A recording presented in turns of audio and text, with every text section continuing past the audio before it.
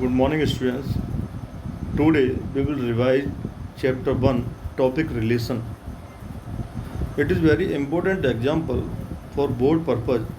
So you check each and every questions and write in your fair notebook.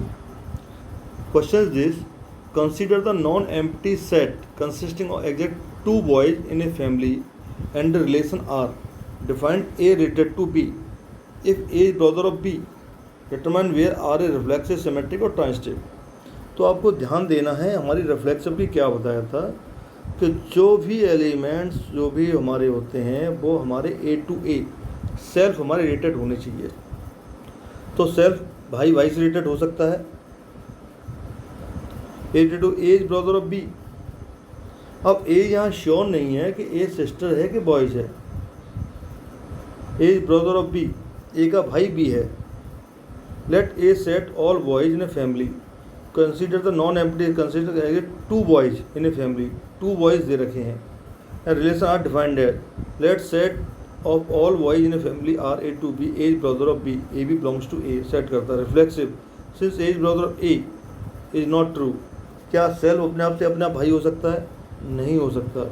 इस तरह समझिए तो ये इसके बिलोंग नहीं करेगा, तो ये रिफ्लेक्सिव नहीं होगा।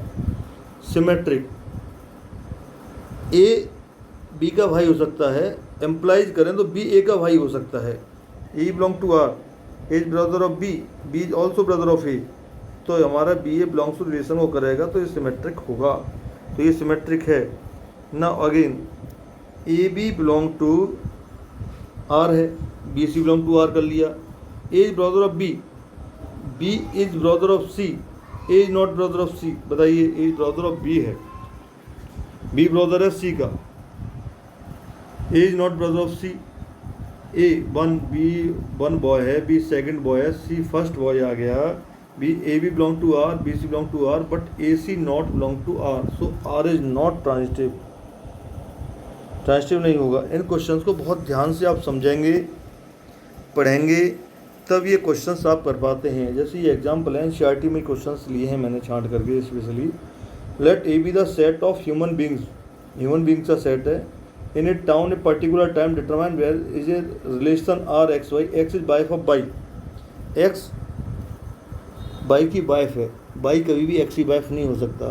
तो आप समझ रहे हो, बाई वाइफ नहीं हो सकती, तो ना तो ये रिफ्लेक्सिव होगा। क्वेश्चन समझने से हम थोड़ा दिमाग लगाएंगे तो देख पाएंगे।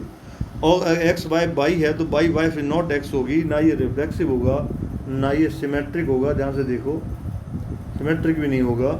तो किस तरह से इस क्वेश्चन को करेंगे। और ट्रांजिटिव के लिए क्या है, X Y belong to R है, Y Z belong to R होगा। Where X Y, X is wife of Y, Y is wife of Z, but this is situation does not exist. जहाँ situation exist नहीं करती वहाँ हम doubt benefit देते हुए are को ट्रांजिटिव मानते हैं। देखो, x is wife of Y, x की वाइफ बाई है, बाई मीन्स हस्बैंड हो गया। तो Y is not a wife of any, husband कोई वाइफ नहीं बन सकता। इस तरीके से क्वेश्चन को हमें सॉल्व करना है। ऐसी क्वेश्चन 7 है, बहुत ईजी क्वेश्चन है, आप इसे पढ़ेंगे समझ जाएंगे, क्योंकि ये क्वेश्चन इस तरीके से दिए हुए हैं।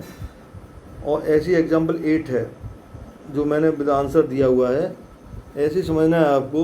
ये वाला distance P Q less than 4.5 unit, ये भी क्वेश्चन है इंपॉर्टेंट। आप इसको पढ़ेंगे और देखेंगे ध्यान से क्या है। इसकी पीडीएफ भी डाल दूंगा आपके पास में, जिससे आप क्वेश्चंस को ढंग से पढ़ सकें। इस तरह के क्वेश्चंस एग्जाम में आते हैं एनसीईआरटी में। दिल्ली 2010 दे रखा है A B less than equal B Q. तो इन क्वेश्चंस को आप ध्यान से पढ़ेंगे, ईच एंड एवरी क्वेश्चंस, तब आप इसको सॉल्व कर पाएंगे कि ट्रांजिटिव क्यों है। जहाँ डाउट होगा वहाँ ट्रांजिटिव होगा, ये बात ध्यान रखिएगा आप लोग। Let R be the relation R defined R A B A square plus B square to 1 so that R is symmetric but neither reflexive not transitive. देखिए, अगर सेट ऑफ रियल नंबर्स ले लूँ मैं, A B A square plus का 1, A belong to R है। Reflexive क्या है कि कोई भी नंबर ए स्क्वायर 1 नहीं है, नहीं हो सकता। 2a स्क्वायर हो गया तो ये ट्रू नहीं होगा, ए से बिलोंग नहीं करेगा।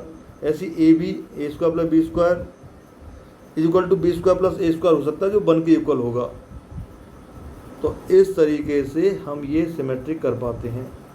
लेकिन A square plus B square 1 है, लेकिन B square plus C square equal to 1 हो सकता है, चलो मान लिया।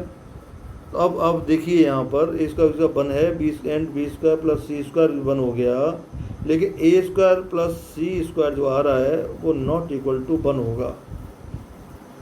तो हमारी ये कंडीशन मैच नहीं करती, इसको ध्यान से समझ लीजिए। इस तरह से हमें ये क्वेश्चंस करने हैं, आप ध्यान समझिए इसको जिससे आप सॉल्व कर सकें।